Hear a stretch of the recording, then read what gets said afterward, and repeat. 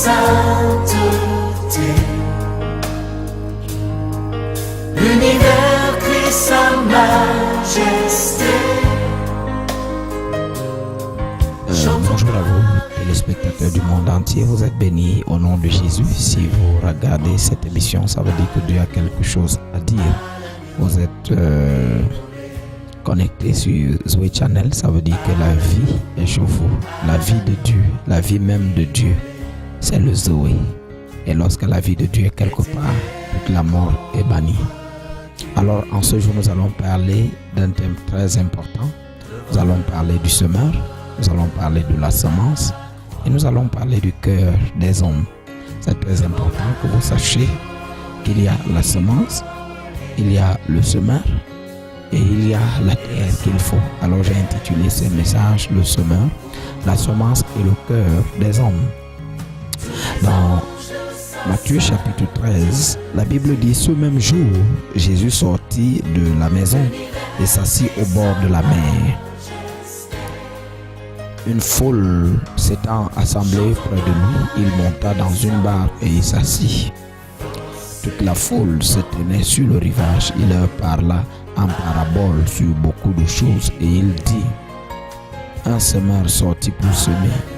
Comme il semait, une partie de la semence tomba le long du chemin. Les oiseaux vinrent et la mangèrent. Une autre partie tomba dans des endroits pierreux où elle n'avait pas beaucoup de terre. Elle leva aussitôt parce qu'elle ne trouva pas un sol profond. Mais quand le soleil parut, elle fut brûlée et sécha faute de racines. Une autre partie tomba parmi les épines. Les épines montèrent et l'étouffèrent. Une autre partie tomba dans la bonne terre. Elle donna du fruit, un grand 100, un autre 60 et un autre 30. Et celui qui a des oreilles entende. Waouh! Donc, ça c'est l'un des plus grands enseignements de la Bible. Vous savez, tout le monde veut porter du fruit et surtout même du fruit en abondance. Jésus dit dans Jean chapitre 15, il dit: c'est lorsque nous allons porter abondamment du fruit qu'il sera glorifié, que le Père sera glorifié. Et lui qui est celui-là qui nous bénit va donner une parabole pour expliquer ce qui arrive aux enfants de Dieu, ce qui arrive à son peuple ou ce qui arrive aux hommes. C'est pour cela que je parle du cœur des hommes, y compris ton cœur. Je ne sais pas si le cœur que tu as peut permettre que la vie soit dans ton corps de telle enseigne que lorsqu'une prophétie est libérée en ta direction, elle peut prospérer. Il y a beaucoup de gens qui attendent que leur prophétie s'accomplisse, mais ils ne savent pas que leur cœur, la Bible dit quoi? Parlant du cœur, parce que si je ne vous parle pas du cœur, vous n'allez pas bien comprendre la profondeur de cet enseignement. La Bible dit: garde ton cœur plus que toute autre chose, c'est de là que viennent les sources de la vie. Donc, le cœur de l'homme, selon Dieu, communique la vie à tout son corps. C'est pour cela que vous allez voir que Dieu, dans son jugement, il ne regarde pas aux apparences, il regarde au cœur. Dieu ne regarde pas aux apparences, il regarde au cœur. Ça veut dire que ton cœur détermine quel genre de prospérité va se manifester dans ta vie selon Dieu. Je reprends. Ton cœur est le moteur principal, ou encore est le facteur déterminant, ou encore l'état de ton cœur est le facteur déterminant de soit la bénédiction de Dieu va prospérer ou pas, soit ta prophétie va marcher ou pas. C'est pour cela que Jésus dit que un semeur est sorti pour semer. Et la semence qu'il a libérée est tombée sur des terres différentes. Et il explique. Et cette terre manifeste la majorité des états de nos cœurs. La première dimension est la dimension d'un cœur mondain, un cœur, les païens, ou encore un cœur qui ne connaît pas Dieu. C'est mieux qu'on dise comme ça parce que les gens pensent que ceux qui vont à l'église, c'est eux des chrétiens. Non. Il y a plein de mondains à l'église. C'est ceux qui ne comprennent pas la vie chrétienne. Et quand Dieu libère la bénédiction, par exemple, quand le prophète prophétise, quand le prophète fait des déclarations prophétiques, quand l'homme de Dieu prie pour le peuple, si tu ne comprends pas ce qui se passe, le bénéficiaire de ça, c'est le diable. Parce qu'on va voir tout à l'heure l'interprétation de Jésus. Ça sera curieux que chaque prophétie ou chaque bénédiction qui est libérée en ta faveur, quand tu ne comprends pas, le prochain bénéficiaire, c'est ton ennemi. C'est très curieux. Ça ne rentre pas vers Dieu. Ça veut dire que dans le calendrier de Dieu, il t'a déjà donné. C'est pour cela que parfois, une saison où tu vois les choses sont tellement dures, tu veux prier, ça ne donne pas, justement parce que quand le semeur a semé la bonne semence, tu n'as pas compris. Et ton ennemi est venu et il a cherché. Il a pris la semence. Donc, la première dimension de cœur, c'est le cœur mondain. Ce cœur qui fait que quel que soit ce que Dieu veut faire pour toi, ça ne marche pas. Et vous allez toujours penser que ce sont nos ennemis, ce sont les démons, ce sont les sorciers. Non, pas du tout, bien-aimé. Non.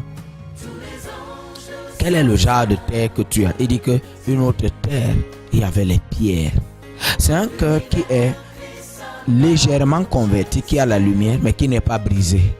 C'est ça le roc.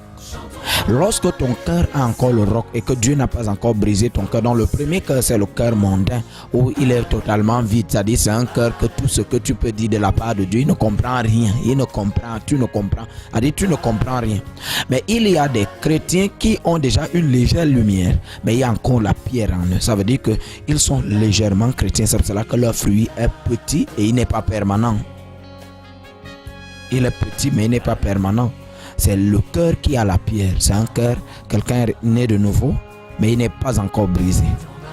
Lorsque le semeur vient s'aimer la bonne semence, ça porte du fruit, ça monte et subitement ça sèche. C'est pour cela que nous avons une église et des chrétiens qui prospèrent pour une petite saison. Alors que dans le Somme 1, il dit que celui qui a compris la parole de Dieu et qui trouve son plaisir à l'intérieur, il est comme un arbre qu'on a planté dans le courant d'eau. Il porte les fruits dans toutes les saisons et tout ce qu'il fait réussir. Mais dans ce texte, le Seigneur nous révèle que cette semence est montée. Mais faute de racines, elle est morte. C'est pour cela que des miracles, un projet, tu vois, un projet de fiançailles qui commence, des choses qui commencent, mais subitement ça meurt.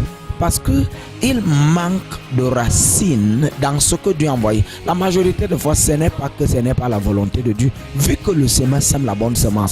Donc Dieu ne fait pas des choses pour ne pas nous bénir. Non. Mais faute de racines, ça meurt. C'est pour cela que les choses qui se passent en notre faveur meurent. Tu vois, ça commence et ça échoue. Et il dit, il y a une autre dimension de chrétien qui est encore sous l'oppression des soucis de ce monde. C'est la troisième dimension, le troisième cœur. C'est un cœur partagé. C'est-à-dire que c'est quelqu'un qui est né de nouveau, mais que les traditions sont encore en train d'opérer en eux. C'est-à-dire qu'il est totalement chrétien. Mais le problème, c'est qu'il monte normal parce que l'autre semence aussi a la racine. Elle a la racine. Elle produit normalement. Et elle grandit. Mais le problème, c'est qu'elle bute sur les épines et les ronces. Et elle étouffe maintenant de grandir. Donc, tu es un chrétien normal, né de nouveau bien, une bonne vie chrétienne. Mais il y a encore les traditions, il y a encore la chair qui opère, donc tu es encore bloqué. Il y a beaucoup de nos chrétiens qui discutent encore avec la parole de Dieu pour certaines choses. Est-ce qu'un chrétien, mais est-ce que le vin est interdit? Non, et il prend même un verset biblique qui dit que le vin rend la vie joyeuse. Est-ce que le vin est interdit? Ça, c'est un chrétien qui est un chrétien né de nouveau, mais il a encore plein de raisonnements. Et ces raisonnements, ils ne sont pas radicaux comme les autres religions. Les chrétiens ne sont pas radicaux. Ils sont comme ça, clopin. Ça fait que lorsque Dieu envoie la bénédiction, tu grandis. Mais à cause de ce que tu es indécis, ça crée les épines et les ronces autour de ta vie. Ça étouffe ce que Dieu veut faire pour toi. C'est pour cela que si tu veux vraiment aller loin avec Dieu et voir les productions, il faudrait que tu sois radical dans ta vie chrétienne. Je ne parle pas de vie chrétienne que tu chantes sur les gens, c'est ta vie chrétienne. Dans ma maison, si les gens viennent chez moi, il y a des choses qui ne se font jamais. Personne ne reste chez moi pendant que je vais à l'église. Jamais. Ou on ferme la porte, tu restes dehors et tu reviens quand je vais rentrer à l'église. Et ça ne va pas durer, tu vas partir. Ça, je suis radical. 2, on n'achète pas, on ne boit pas le vin chez moi. Tu ne veux pas, tu ne viens plus chez moi. Hein? On ne fume pas chez moi. Tu ne veux pas, tu ne viens plus.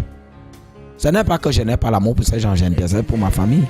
Mais tout ce que tu fais qui ne donne pas. Quand tu deviens radical comme ça, alors ce que Dieu te donne peut prospérer. Le diable n'utilise rien pour étouffer la semence que Dieu envoie. Alors, le dernier cœur, c'est le cœur qui est réellement né de nouveau et qui est libre de toutes ces choses. Et Jésus dit que lorsque la semence est tombée sur une autre terre, elle a produit 100, 60 et 30. En d'autres termes, c'est difficile d'être un chrétien qui est réellement béni, un chrétien qui a grandi dans sa vie chrétienne, un chrétien qui a réussi à détruire, qui comprend les choses de Dieu. L'ennemi ne picore pas ce que Jésus envoie. Un chrétien qui est brisé, son cœur qui est encore plein de pierres, ou son cœur qui n'est pas encore brisé, bloque ce que Jésus veut faire dans sa vie. Un chrétien qui est déjà hors de cette tradition et des raisonnements dans sa vie chrétienne, il a dégagé toutes ces choses, alors il devient ce que je vais appeler la bonté. Et cette bonté, lorsqu'une prophétie est libérée, lorsqu'une déclaration est dite, lorsqu'une parole sort, lorsqu'un enseignement sort, lorsqu'une promesse sort, lorsqu'une vision vient en sa direction, vous allez voir que si vous devenez une bonté, les paroles que Dieu envoie par la bouche de ses serviteurs, les prophètes, les promesses que Dieu vous fait sur vos autels de prière, vous allez commencer à voir que Dieu est réellement un Dieu de miracles. Écoutez, Dieu n'est pas comme un homme. Vous servez des hommes, vous êtes entouré des hommes qui vous font des promesses et qui ne parviennent pas à réaliser. Mais nous avons une église aujourd'hui qui dit c'est en vain que nous servons Dieu. Mais ils pensent que le problème c'est Dieu. Le problème ce n'est pas Dieu, le problème c'est toi qui me regardes et moi. Mais cet enseignement est venu à point nommé. Dieu veut qu'à partir de maintenant, tu sois une bonne terre. Une terre fertile. Je prophétise et je déclare ta vie fertile. Ta vie fertile, ta destinée fertile. Afin que lorsque la semence sera sémée maintenant, qu'elle porte du fruit. C'est pour cela que vous voyez certains d'entre vous, on te donne un capital 1 million, où Dieu te donne une bénédiction, ça ne fructifie pas, ça périt, ça meurt seulement.